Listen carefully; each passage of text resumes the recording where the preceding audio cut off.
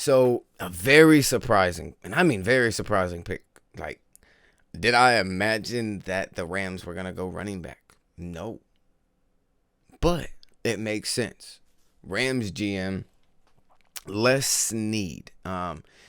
He said that the reason why that we drafted Blake Corum from Michigan is the simple fact that we do not want to have too much wear and tear. But his exact words, we do not want to run down Kyron Williams, their current starting running back, that had a breakout year last year. I was surprised by it, Pops, when they drafted him. I was like, that's a tough place for him to go. What'd you think? But with hearing the GM say that, I like it. And most of these offense now they're going to a two down back anyways. Mm-hmm.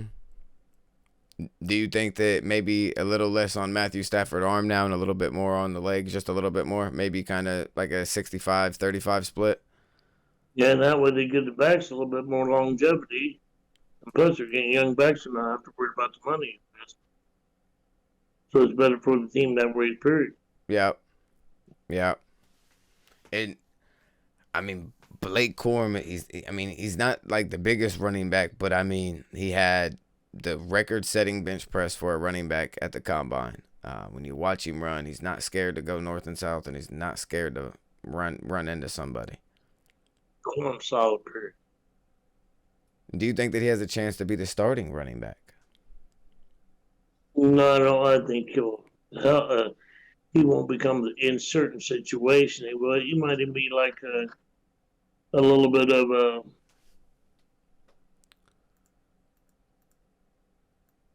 who I want to say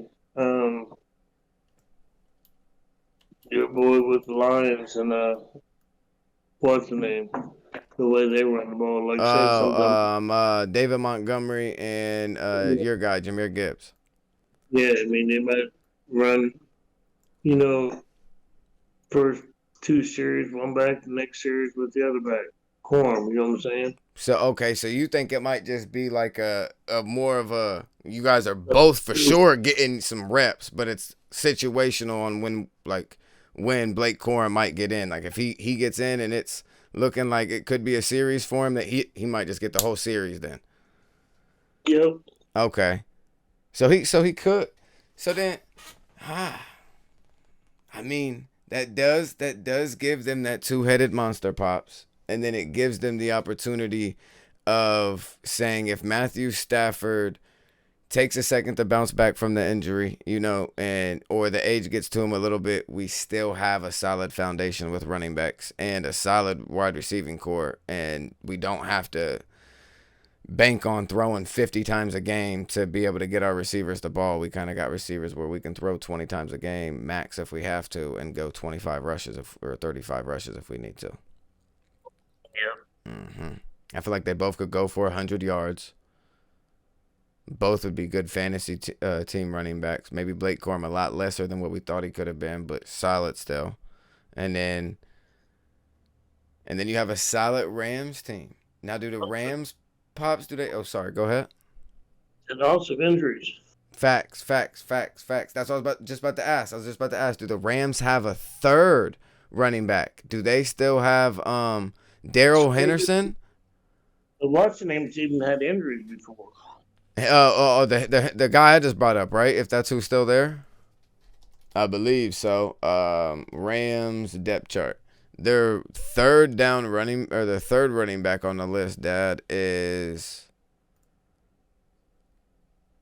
it's Ronnie Rivers.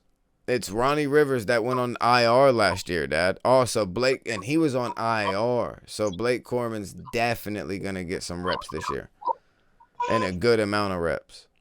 Yeah. Oh, pops. We gotta get to the GM. Oh, yeah, I don't think I talked about this. So, but I did tell you this though. So the Raiders GM and the head coach decided to have a coin flip, heads or tails, on who they draft with the 13th pick in the first round. He addressed the media with the reply of, I usually shake, or no, he said, I want to get it right. He said, typically I use a magic ball and not a coin. That's what he said exactly. So maybe the rumors are true, Pops. A coin flip on Brock Bowers, tight end from Georgia. He uses magic 8 ball. Could you imagine? It's just a magic 8 ball that just says yes or no. Yeah. I'm crying. Like either if the draft goes really good for you, you're probably always gonna stick to it. But if the draft goes bad, oh, you never use that bad boy again. But I think that it's funny that they had to flip a coin to draft a tight end that's like a baby George Kittle, pops. I mean, I found it quite crazy. What you think?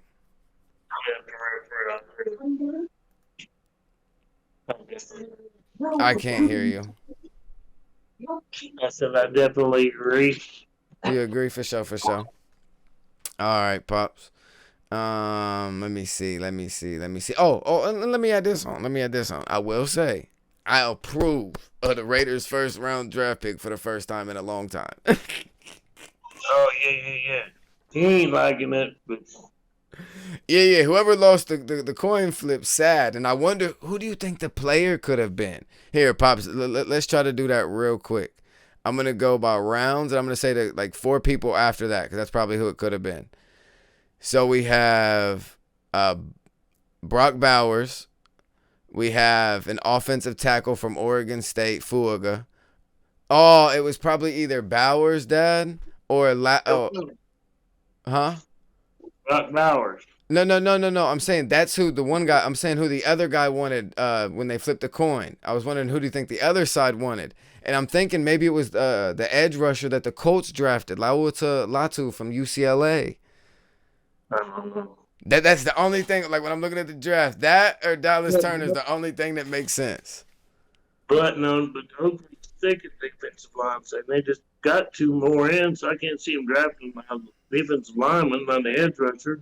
That's fair. So maybe he wanted offensive tackle. That could be more. Okay, so maybe it was Tyalise Fauga from Oregon State. I don't know, pops. I don't know. I wonder who the other player was. Subscribe to the Juice and Pop Show.